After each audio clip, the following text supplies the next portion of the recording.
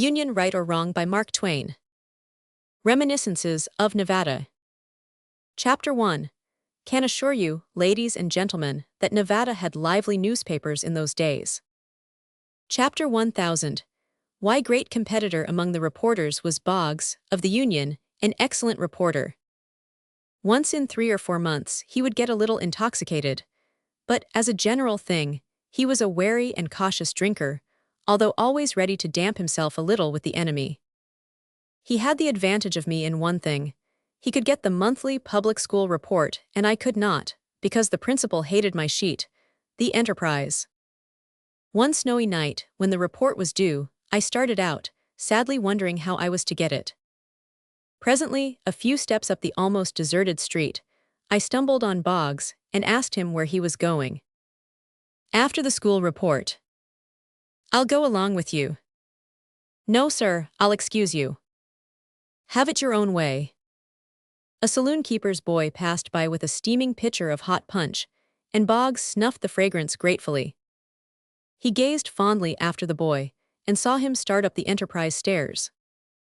Chapter 1 said, I wish you could help me get that school business, but since you can't, I must run up to the Union office and see if I can get a proof of it after it's set up, though I don't begin to suppose I can.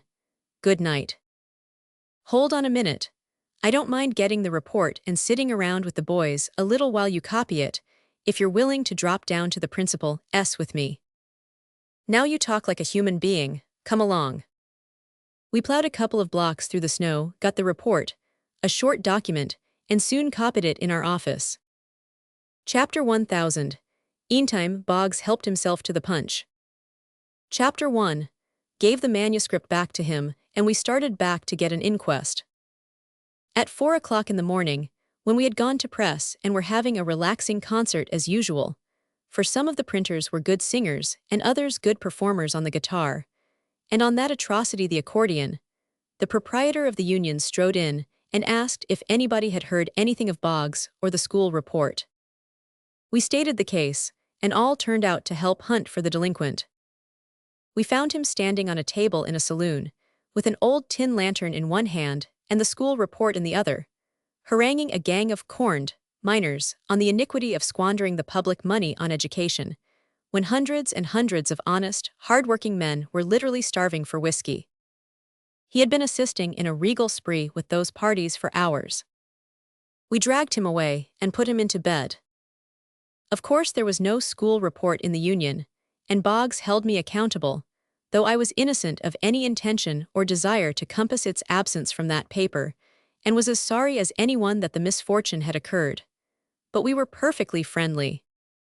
The day the next school report was due, the proprietor of the Tennessee mine furnished us a buggy and asked us to go down and write something about the property, a very common request, and one always gladly acceded to when people furnished buggies, for we were as fond of pleasure excursions as other people.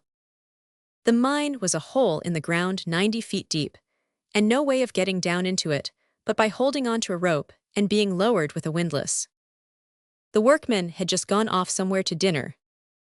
Chapter 1 was not strong enough to lower Boggs's bulk, so I took an unlighted candle in my teeth, made a loop for my foot in the end of the rope, implored Boggs not to go to sleep or let the windlass get the start of him, and then swung out over the shaft.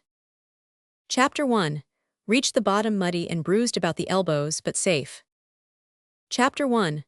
Lit the candle, made an examination of the rock, selected some specimens, and shouted to Boggs to hoist away. No answer. Presently a head appeared in the circle of daylight away aloft, and a voice came down. Are you all set? All set, hoist away. Are you comfortable? Perfectly. Could you wait a little?